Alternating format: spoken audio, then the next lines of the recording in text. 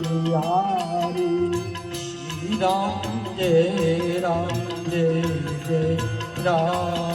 શ્રી રામ જય રામ જય જય રામ જય જય જય હનુમાન ગોસાઈ જય જય જય હનુમાન ગોસાઈ કૃપા કરો ગુરુદેવ કી નાઈ કૃપા કરો ગુરુદેવ કી નાઈ શ્રી રામ જય રામ જય જય રામ શ્રી રામ જય રામ જય જય રામ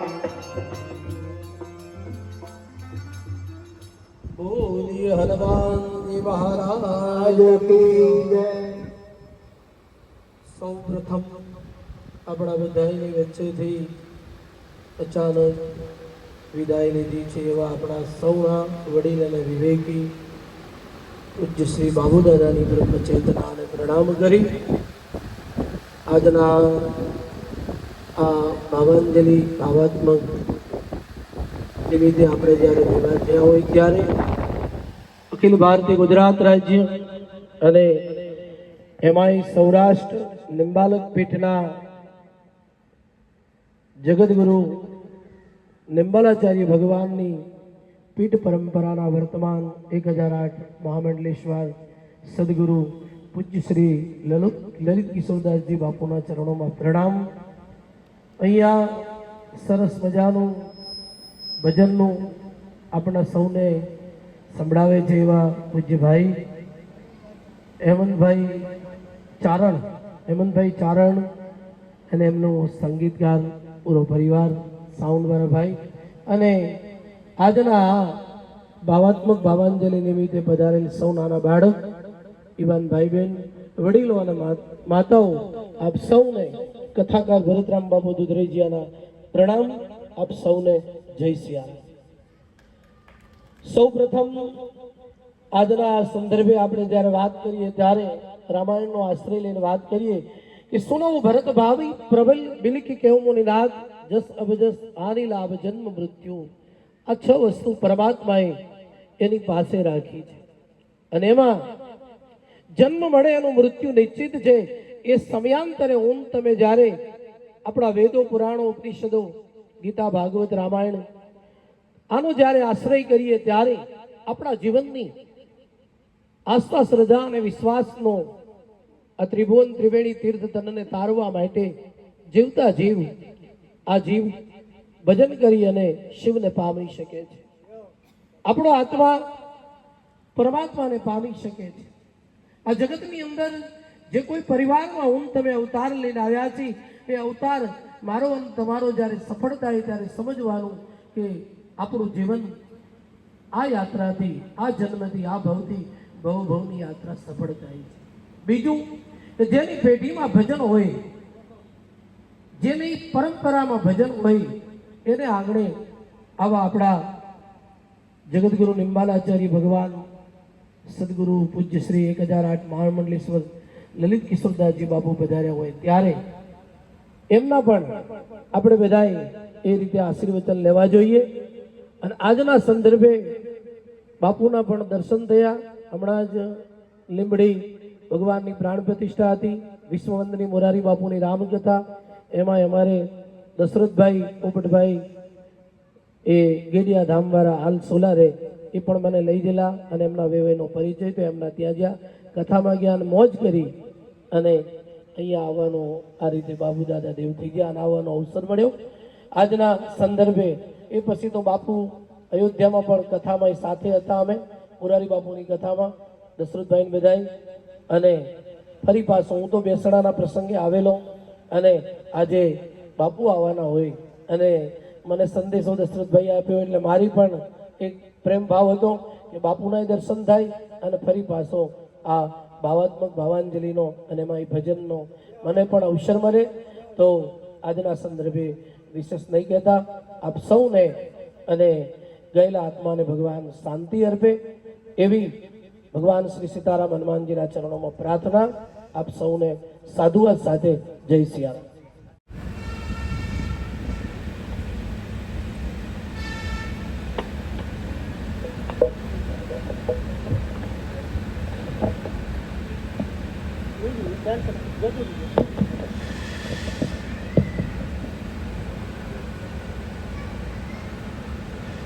शशांक चक्रम सकिरीट कुंडलम सपीत वस्त्रम सुरसारोहेक्षणम सहार वक्षस्थल कौस्तुभश्रियम नमामि विष्णु शीर्षा चतुर्भुजम वसुदेव सुतम देवम कंसचाणुर्मर्दनम देवकी परमानंदम कृष्णम वंदे जगद्गुरु। कृष्ण कन्हैया लाल की, रामचंद्र भगवान की, सत्य सनातन धर्म की, चतुर्भुज भगवान की, भारत माता की जय। ओम नमः पार्वती पतये हर हर महादेव। श्री राम जय जय राम। श्री राम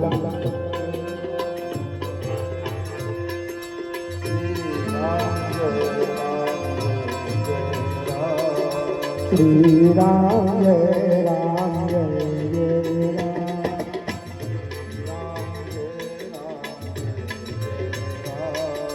श्री राम जय राम जय जय राम।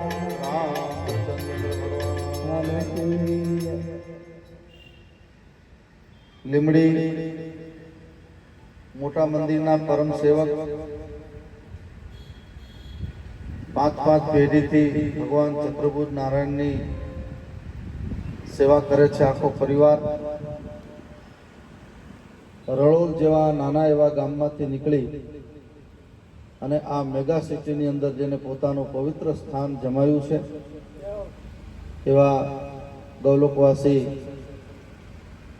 બાબુ કાકાના પરમ પાવન સ્મૃતિમાં જ્યારે ભેગા થયા છે,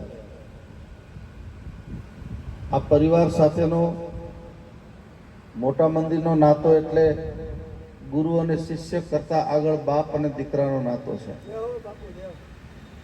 આખું કુટુંબ,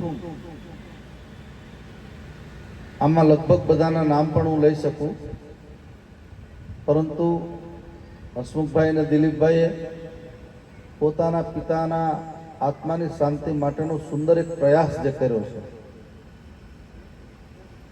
હમણાં જ ભરત બાપુ આપણને, એ તો એક પ્રકાંડ કથાકાર છે, વિદ્વાન કથાકાર છે,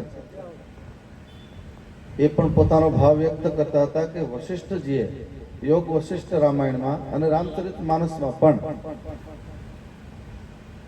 6 વસ્તુ જે આપણા હાથમાં નથી, માણસના હાથમાં નથી। પ્લેન આપણે ઉડાડ્યું છે ને પ્લેન ક્રેશ થાય તો ચોક્કસ આપણને દુઃખ થાય, કારણ કે આપણે બનાવ્યું ને આપણા હાથે પડ્યું। આ માઇક્રોફોન મારા હાથમાંથી પડે ને તૂટી જાય તો જીવ બળે કે આપણા હાથથી આપણે બનાવેલી વસ્તુ પડી ગઈ, પણ 6 વસ્તુ વિધાતાએ પોતાની પાસે રાખી છે। એવું રામચરિત માનસ પણ એની પૂર્તિ કરે છે। હાનિ લાભ, કોઈ પણ ધંધો કરો એટલે બધાએ લાભની ઈચ્છાથી કર્યો, પણ ખોટ જશે કે લાભ એ ભગવાન જાણતા હોય। જસ અબજસ, કોઈ પણ સેવાનું કામ કરો, સમાજનું કામ કરો, જ્ઞાતિનું કામ કરો કે રાષ્ટ્રનું કામ કરો, એ તમને યશ મળશે કે અપયશ એ કેવલ ભગવાન સમજતા હોય। અને જીવન મરણ, રાતના 12 વાગે બધા નક્ષત્રો ખરાબ હોય અને કાળી ચૌદસની રાત્રિ હોય અને એ વખતે કોઈ દીકરા કે દીકરીનો જન્મ થાય તો ત્યારે કોઈ બાળકને ફેંકી નથી દીધું। મેં એવા કેટલા મૃત્યુ જોયા છે કે 4 ફેરા ફરતા વર કન્યાના માતા પિતાને એટેક આવી જાય તો કન્યા કે વરને પણ એટેક આવી જાય। એને કોઈ એક નકર કહી શકાય ને ચાલતું 1-2 કલાક રહી જાવ ને 4 ફેરા તો ફરી લેવા દો, પણ નથી થતું। અને જે આપણા હાથમાં નથી એનો શોક કરો વ્યર્થ છે। પરંતુ બાબુ કાકાના પરિવારમાં એને જે સંસ્કારો આપ્યા છે, સંસ્કારના કારણે અત્યારે જે ભાઈઓ બહેનો અહીંયા ભેગા થયા છે, શું કામ થયા છે? બાપ હોય કે માં હોય, એની ઉંમર ભલે 100 વર્ષની હોય, પણ એક વસ્તુ ધ્યાન રાખજો કે માની કે બાપની ખાલી જગ્યા પછી દુનિયામાં કોઈ ભૂલી શકતો નથી, કોઈ એવો દુનિયામાં માણસ જ નથી। અને એ જે કષ્ટ, એ જે દુઃખ પડ્યું છે, એક વ્યક્તિની જે ખાલી જગ્યા, એ દુઃખને ખાળવા માટેનો એક સરસ અને સીધો સરળ ઉપાય આ કલયુગમાં હરિનામ સંકીર્તન. અહીંયા પરમ આદરણીય ચારણભાઈ હમણાં કેટલી એની તો જીવે સરસ્વતી છે, કેટલા સુંદર ભજન હજી પણ તમને આનંદ કરાવવાના છે. મને એટલો ખ્યાલ છે, મારા સાધુ જીવનમાં હજારો સંતોની સાથે બેસવાનું થાય, એટલું શીખવા મળ્યું છે કે સુખને ખાળવાના ઘણા બધા પ્રયાસો છે. અતિશય સુખ મળ્યું તો માણસ વિદેશ ફરવા જાય, ગોવા જતો રહે, મસૂરી જતો રહે, રૂપિયા 2-5 લાખ વાપરીને આવતો રહે. સુખને ભાગ પાડવાના હાથ વેતનો ઉપાય છે, પણ દુઃખને ખાળવાનો ઉપાય કોઈ નથી, માત્ર હરિનામ, ભગવાનનું સંકીર્તન. આ દુઃખને ખાળવા માટેની વાતો છે. યુવાન ભાઈ બહેનોને વિનંતી કરું કે સુખ અને દુઃખ કર્મને વાધિકારસ્તે મા ફલે કદાચનમ. આપણા સકર્મ અકર્મ વિકર્મના જ્યારે સરવાળા બાદ બાકી ગુણાકાર શેષ વધે, એ શેષનું નામ છે સુખ. સુખને જેને કાયમ રાખવું છે એટલા લોકોએ ખાસ ધ્યાન રાખવું પડશે કે તમારું એકાંત જ્યારે તમને મળે ત્યારે એકાંત ભગવાનને આપો. તમે જે ભગવાનમાં માનતા હોય, હું કોઈ સંપ્રદાયના ભેદમાં માનતો નથી. સંપ્રદાય વાળા જ્યાં જ્યાં સંપ્રદાયો હોય, પછી રામાનંદી હોય, નિંબારક હોય, સ્વામિનારાયણ હોય, કોઈ પણ સંપ્રદાય હોય ત્યાં સંકુચિતતા હોય ત્યાં ગ્રુપિઝમ હોય કે આપણું સાચું, બીજા બધાનું ખોટું, આપણને જ માનો, બીજા કોઈને નહીં, આપણા જ ભગવાન સાચા, બીજા બધાના ખોટા. આ ખોટા કાન પકડાવે છે. તો યાદ રાખજો, સંપ્રદાય એ ધર્મ નથી, કોઈ પણ સંપ્રદાય ધર્મ નથી. સારા અને પવિત્ર વિચારોનું સંગઠનનું નામ છે સંપ્રદાય. પવિત્ર વિચારો દ્વારા સંગચ્છત્વમ સંબદ્ધત્વમ, જે વેદનું વાક્ય છે, સાથે મળીએ સાથે ચાલીએ, સારા વિચારોનું વાવેતરનું નામ છે સંપ્રદાય. અત્યારે સંપ્રદાય વાળા કરી નથી શકતા. એ તો વેર ઝેરને માગો, કાપો ને તોડો ને મારો ને બધાને એકબીજાની લીટી ભૂસીને દોડવાનો પ્રયાસ કરી રહ્યા. એ કરે, ચોક્કસ કરવો જ જોઈએ, એનો આપણને વિરોધ પણ નથી, પણ અટકવાનું ત્યાં નથી. આપણે અટકવાનું ત્યાં નથી, આપણે ત્યાંથી આગળ ચાલવાનું છે.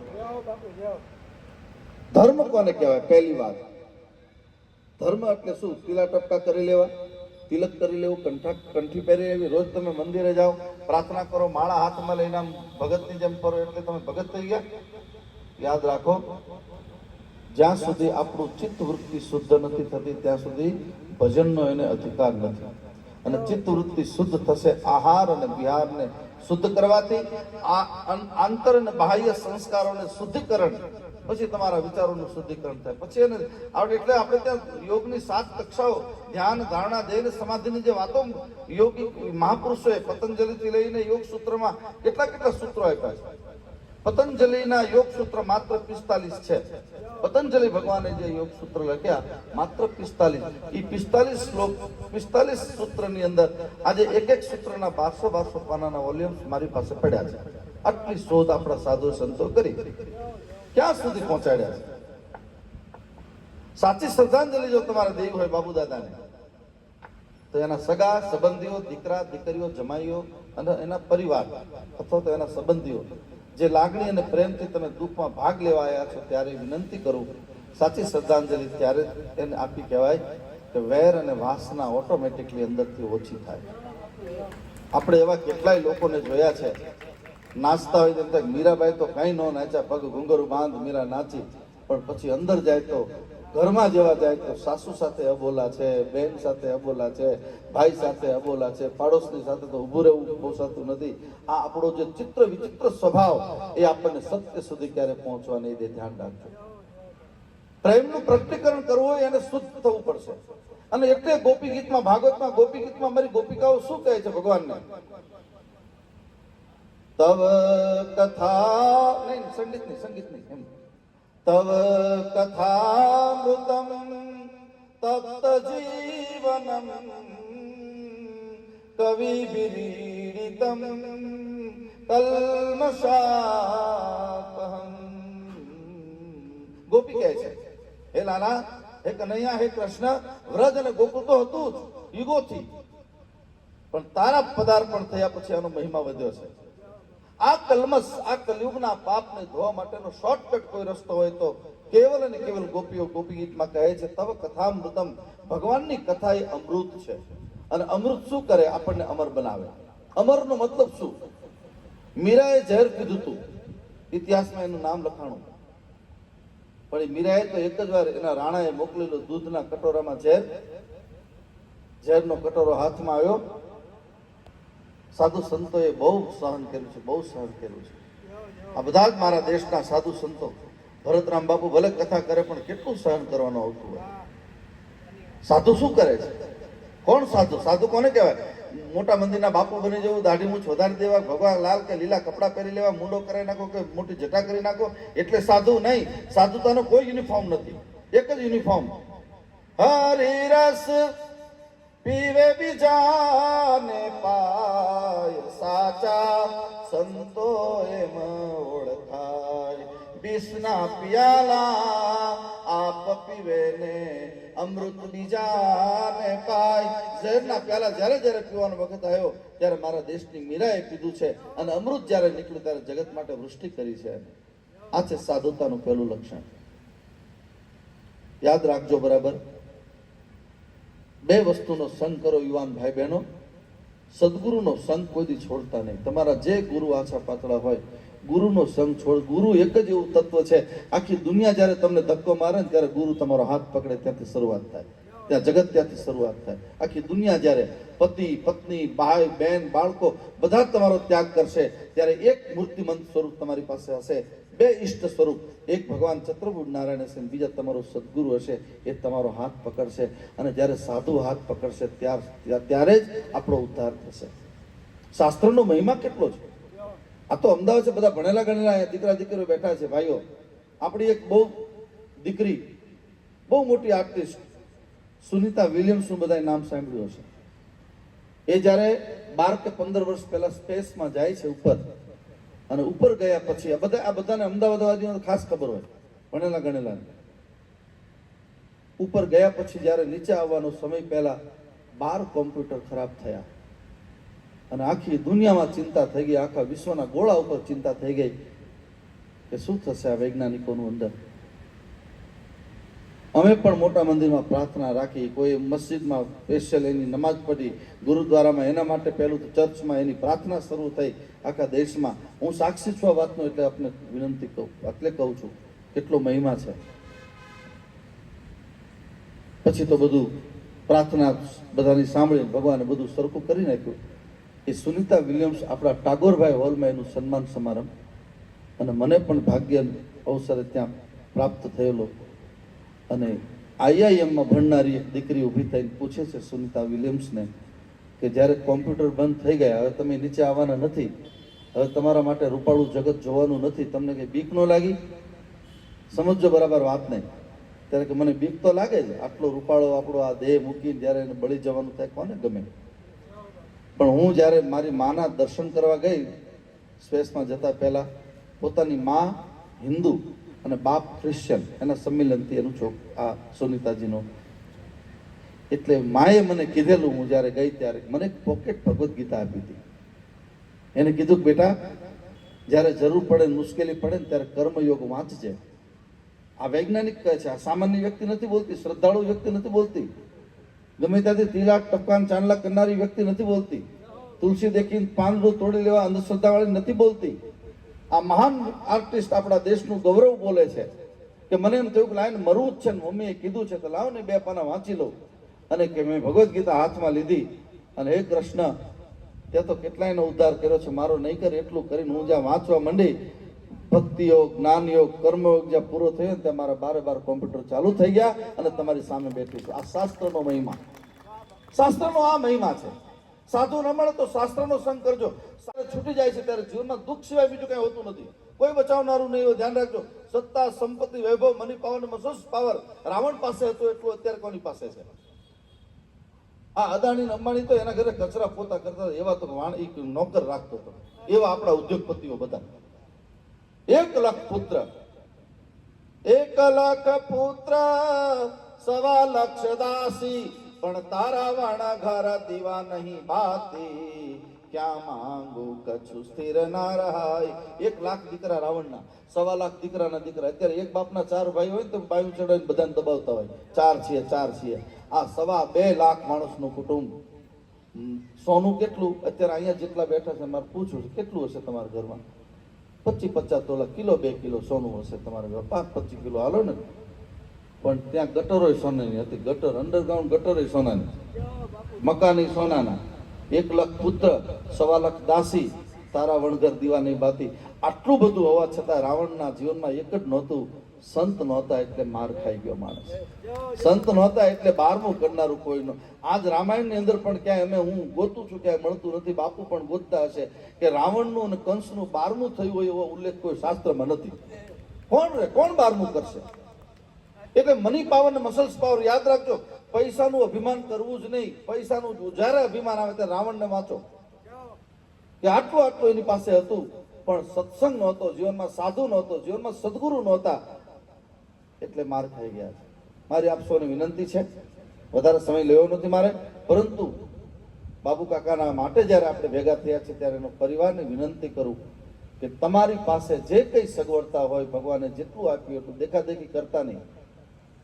જેને પોતાના ઘરમાં રામરાજ્ય લાવવું છે ને 1-2 સૂત્ર અત્યારે આ સમયમાં વ્યાજના ચક્કરમાં લોકો ફસાય છે ને આખું ઘર સામૂહિક આપઘાત કરે છે. એક સાથે બધા દવા પી જાય છે, ત્યાં તો વ્યાજના ચક્કરમાં પડે તો વ્યાજના લેનારા રાક્ષસો તમારા 50,000ના 5-5 લાખ રૂપિયા ઉઘરાવી જાય છે તમારી પાસે. છેલ્લે મરણને શરમ થાય એવા સમયે બહેનોને ખાસ વિનંતી કરું, તમારા પતિની જે આવક હોય આવકની મર્યાદામાં ઘર ચલાવશો તો તમારા ઘરમાં રામને અવતાર લેવાનું મન થશે. આટલું તત્વજ્ઞાન ધ્યાન રાખો. આપણા કુટુંબની, આપણા પરિવારની જે આવક છે એની મર્યાદામાં રહીને આપણે જીવશું તો એને અમદાવાદમાં નહીં, દુનિયાના કોઈ પણ પડમાં જાય તો એને વાંધો નહીં આવે. દેખાદેખીના કારણે બાજુવાળો ટીવી લાવ્યો, બાજુવાળો આવું ફ્રીજ, ઈ કંપની તો હું એ જ લાવું, પણ તારે હપ્તા ભરવાના છે, ઓલો રોકડે લાવ્યો છે ક્યાંકથી. આટલું તો જરા સોચ. આટલું જો સોચીએ તો આપણા ઘરમાં ક્યારેય દુઃખ નહીં આવે. કોઈ દિવસ કોઈની પાસે માગવું પડે એવો કોઈ ધંધો જ નહીં કરવાનો. સાદગી શ્રૃંગાર બન ગઈ, આઈનો કી હાર હો ગઈ. સાદગી જેટલી તમારા જીવનમાં હશે એટલા ભગવાન તમારી પાસે નજીકમાં હશે. સૌરાષ્ટ્રમાં એક સેવાદાસ બાપુ થઈ ગયા પરબની જગ્યામાં. એ સેવાદાસ બાપુની મેં વાર્તા સાંભળેલી કે એમ ગુરુપૂનમ ઉપર મુંબઈથી બધા છોકરાઓ ફરવા આવેલા ગુરુપૂનમ કરવા માટે. એટલે 2-3 છોકરાઓ દિવસમાં 3 વાર નવા કપડાં પહેરી નીચે ઉતરે, કલાકે કપડાં બદલાવે, એમાં બાપુનો મગજ ગયો. સાંજે સેવાદાસ બાપુ બેઠેલા, ઉઠો, એ બેટા અહીંયા તો ક્યાંથી આવે છે? બાપુ મુંબઈથી આવું છું. એમ? બહુ રૂપિયા વાળો છે? હા બાપુ. કેટલી વાર કપડાં બદલાય? બાપુ 3 વાર બદલાય. નાયો કેટલી વાર થાય? કે નાયો નથી. બોલો, આ સંસ્કાર તમે જો, સ્નાન નથી કર્યો પણ 3 વાર કપડાં બદલાયા છે. એટલે બાપુ સેવાદાસ બાપુ એમ કીધું કે તું વારંવાર નવા કપડાં પહેરીને આ એટલે તારી સમાજમાં એન્ટ્રી પડે, તારો પ્રભાવ પડે. એમ ને? કે હા બાપુ એ સાચી વાત. એટલા માટે તો કે મૂરખ, નવા કપડાં પહેરવાથી એન્ટ્રી પડતી હોય તો શિવરાત્રીના મેળામાં નાગા બાવાના દર્શન કરવા માટે 14 લાખ લોકો ન આવે.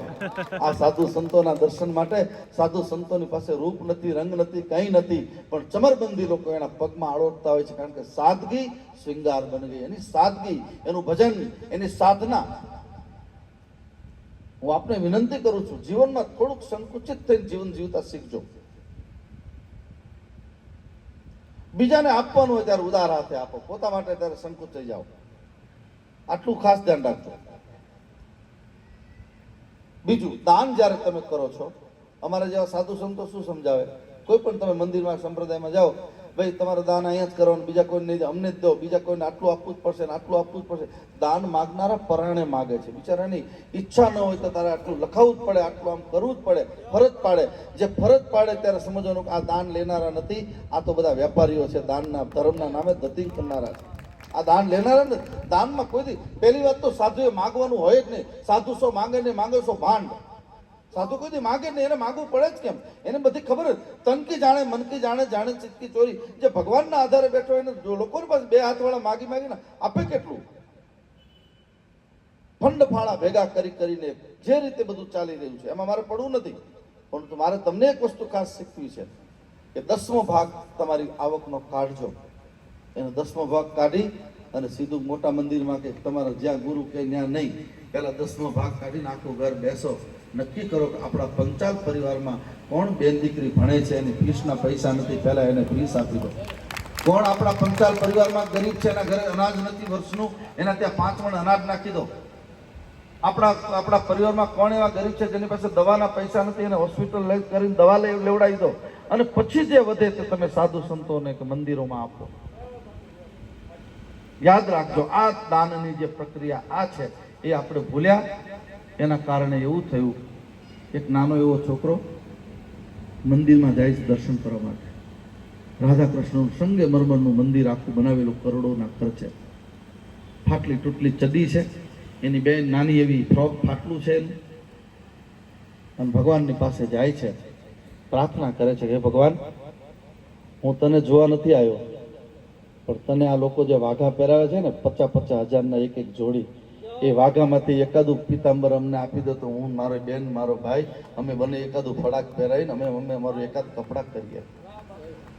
આ રૂપિયાવાળા માણસો રૂપિયાના ઢગલા કરી કરી અને બહાર મંદિરમાં દર્શન કરવા આવી અને બહાર ભિખારી જ્યારે હું અમદાવાદમાં ટ્રાફિકમાં હું જોતો હોય કે ઓલા ભિખારી માગવા આવે ને ટ્રાફિકમાં તો કાચ ચડાવી દે, એ પાછો મંદિર જ દર્શન કરવા જતો હોય.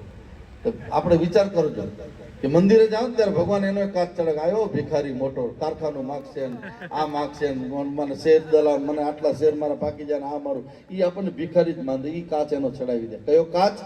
તમન્નાઓને વિચારનો કાચ ચડી જાય તમારો, પછી તમે ત્યાં માગી ન શકો. આપ્યું હોય તો ગરીબોને આપો, એ ક્યાં બીજું લઈ જવાના છે.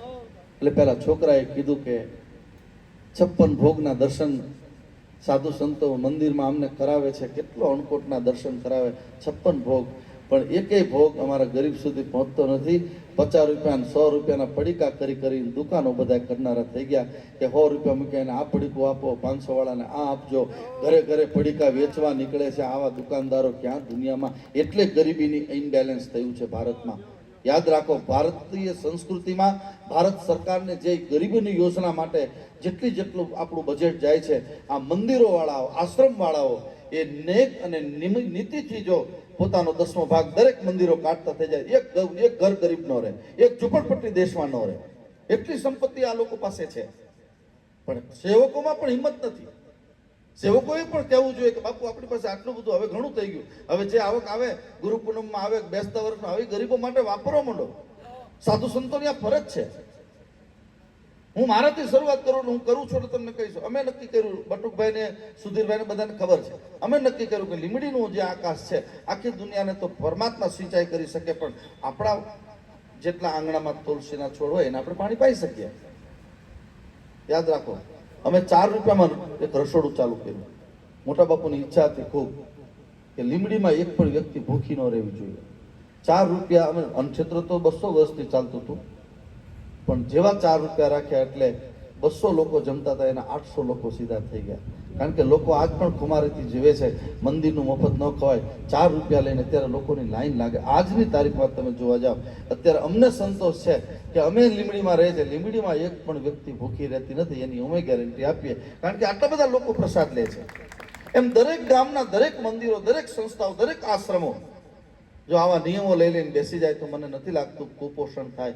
કુપોષણથી કેટલા બાળકો અપંગ જન્મે છે, પોલિયોગ્રસ્ત થઈ જાય છે, નાની ઉંમરમાં કેટલા રોગો આવી જાય. કારણ કે એની માને પોતાને દૂધ કે ફ્રૂટ ન મળ્યું હોય, એના દૂધમાં ક્યાંથી તાકાત હોય, પછી એના બાળકો એવા જ થાય ને. એટલે કુપોષણની જે વાતો આવે છે એ રામચરિત માનસમાં ભગવાન રામને જ્યારે વનવાસ આપ્યો ત્યારે બુદ્ધિજીવીઓ ભેગા થયા કે કેવી રીતે વનવાસ એની માએ આપ્યો, સુખ ભોગવવાનું તો દુઃખ, પણ રામની યોજના હતી. કઈને કીધું કે મારી માં નહીં કરી શકે જનેતા, તારે કરવાનું છે. શું?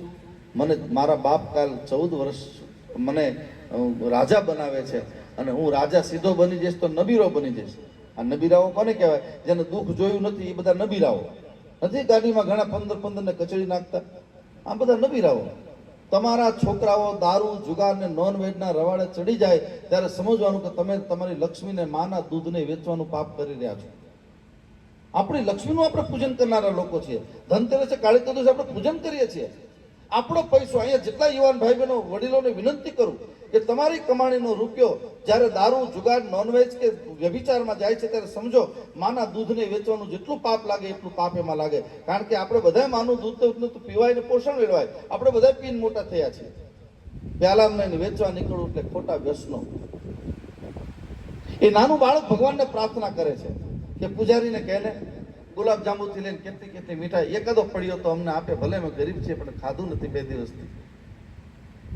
આ પેલા આપણે ઘણા વર્ષો પહેલા 20-25 વર્ષ થયા ગણપતિ દૂધ પીતા હતા, ખબર છે? અને આખી દુનિયા ગાંડી થઈ એની પાસે. એકાદો ડાયો નો નીકળ્યો, આખી દુનિયા. ત્યારે બીજે દિવસે પછી એક જોક આવ્યો. એક ગરીબનો દીકરો એમ કહે છે, મને કોઈ દૂધ આપો ને, મારું નામ ગણેશ છે, મેં 2 દિવસથી ખાધું નથી, હું પણ ગણેશ છું અને એની સામે કોઈ જોતું નથી. આ કરુણા છે. એટલે વિનંતી કરું, તમારો જે 10મો ભાગ છે એ 10મો ભાગ ગરીબો માટે પહેલા કાઢો અને પછી તમે કરો, પછી તમે એનો આનંદ પ્રાપ્ત કરો. ચોક્કસ ભગવાને સુખ આપ્યું હોય તો તમારી થાળીમાં જ્યારે 5 પ્રકારના મેનુ હોય તો એને રાજી થાવ, ખૂબ જમો બધા, પણ એમાંથી એકાદ ઘરના બેન દીકરી ઊભી થઈને એમ કહે કે આમાંથી એક વસ્તુ ઓછી કરી અને બાજુમાં એક ઝૂંપડપટ્ટીમાં ગરીબ દાદા દાદી રહે છે એને હું આપી આવું. સુખને કાયમ ટકાવવા માટે શું કરવું પડશે? બસ એટલી સમજ મને પરવરદિગાર દે, બસ એટલી સમજ. સુખ જ્યારે જ્યાં મળે ત્યાં મને બધાના વિચાર દે, બસ એટલી સમજ. મને જ્યારે સુખ મળે ત્યારે બીજાનો વિચાર મને આવે, ત્યારે તમારું સુખ સાચું છે. તમને ભગવાને જે આપ્યું હોય તમે બીજા માટે વાપરો.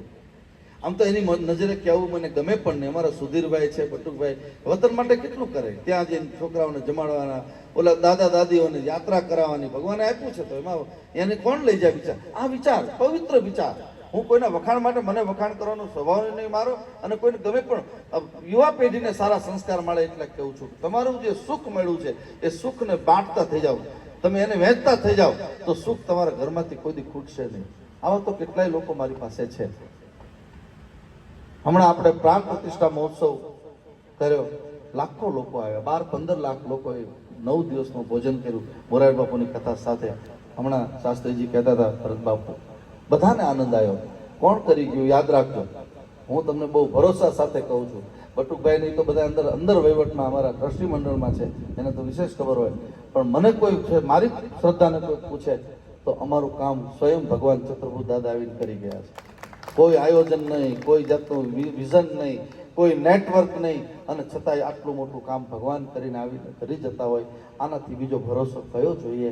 આ પરિવાર સાથે બાબુ કાકા અને મોટા બાપુ તો બધા સાથે રમેલા, એટલા બધા જૂનો નાતો. આ બધા ભાઈઓ કેટલું લવજીભાઈ, નાનુભાઈ, તે સુધીરભાઈ, બટુકભાઈ, બધા ભાઈઓ, છોકરાઓ બધા જુવાન, દીકરા દીકરીઓ. મોટા મંદિર એ તમારો પેઢી પર્યંતનો ગુરુદ્વારો છે, ક્યારેય ભૂલવું નહીં. આપણે આપણા ધર્મને સંભાળો. ગમે એટલું સારું ઉપરથી દેખાય, એ ઉપરથી દેખાય છે. અંતરમાં તો લોહી જ હોય છે. અંતરમાં સ્વધર્મે નિધનમ શ્રેયમ પરમો ધર્મમ ભયાવહ. ગીતામાં ભગવાન અર્જુનને ડિંડિમ ઘોષ કરીને કહે છે, આપણે આપણા ધર્મ સંભાળવા, આપણે આપણો ધર્મ. માણસ સુખ શોધવા માટે બેકાર પ્રયાસ કરે છે. ગીતામાં ભગવાન ખીજાણ અર્જુન ઉપર એક પ્રશ્ન ઉપર, દદામી બુદ્ધિ યોગમ તમ યેન મામો પ્રયાંતતે તેસામ સતત યુક્તાનામ ભજતામ પ્રીતિપૂર્વકમ. હે અર્જુન, જ્યારે માણસ બુદ્ધિ તત્વ ગુમાવે છે, જ્યારે માણસ ગુમાવે છે ત્યારે આનંદ અને મસ્તી શોધવાના પ્રયાસ દવાઓમાં કરશે. હું કંઈક હિલ સ્ટેશન ફરવા જાઉં, ગોવા કે મસૂરી જતો હોય તો મને આનંદ આવી જાય, મને કોઈ સુંદર સ્ત્રી કે સુંદર પુરુષ મળી જાય તો આનંદ આવી જાય, મને કંઈક 2 કરોડ રૂપિયા મળી જાય તો આનંદ આવી જાય, હું પ્લેનમાં થોડી વાર બેસી આવું તો મને આનંદ આવી જાય. હે અર્જુન, જળ પદાર્થમાં માણસ જ્યાં સુધી આનંદ શોધે છે ત્યાં સુધી એને મારું પરમ તત્વ નહીં સમજાય, એને હું નહીં સમજાવું, ભગવાન નહીં સમજાય. એમ આપણે બધાએ આ જળ તત્વના તરંગોમાંથી એક બાજુ રહી અને ભગવાન ચતુર્ભુજ નારાયણમાં આપણું મન જ્યારે ચોટશે ત્યારે એનો વિશેષ આનંદ આવશે. હજી મારે અહીંથી સીધું બરવાળા પહોંચવું છે એટલે વિશેષ સમય નથી લેતો, પરંતુ ભગવાનને પ્રાર્થના કરું. બાબુ કાકા જે આપણી વચ્ચેથી ગયા છે, અમારા પંચાલ પરિવારનું મોટા મંદિરનું એક બાગનું એક ફૂલ, સુગંધીદાર ફૂલ, દુર્ગંધવાળું નહીં, સુગંધી ફૂલ બાબુ કાકાનું એ ચતુર્ભુજ દાદાના ચરણમાં જ્યારે અર્પણ થયું છે ત્યારે ચતુર્ભુજ દાદાને પ્રાર્થના કરીએ કે અમારા બાબુ કાકાને તમારા ચરણમાં રાખજો. કાયમ માટે આવાગમનના ચક્કરમાં બીજી વાર હવે એને મોકલતા નહીં. દરેક માં પોતાના દીકરાને કહે, શુદ્ધોસી બુદ્ધોસી નિરંજનોસી સંસાર માયા પરિવર્ગિતોસી. આ જગતમાં એક જ માં એવી મદાલસા થઈ પોતાના દીકરાને કહે છે, એક મારા ખોળા ખૂંદવા એટલા ખૂંદી લે, મારું દૂધ પીવું એટલું પી લેજે બેટા, પણ મારો દીકરો હોય તો બીજી માતાના પેટમાં પડતો નહીં. આ મારા ખોળા ખૂંદવા એટલા ખૂંદી લે અને પછી ખોળા ભગવાનના ખૂંદજે. આવી માં કહેનારી અને એવો એક આ બાબુ કાકાનો પરિવાર, પંચાલ આખો પરિવાર, રળોલના હોય કે બહારના બીજા કોઈ પણ એના સગા સંબંધીઓ, મને ખબર છે બધા જ લોકો મોટા મંદિરને વિશેષ પ્રેમ કરે છે.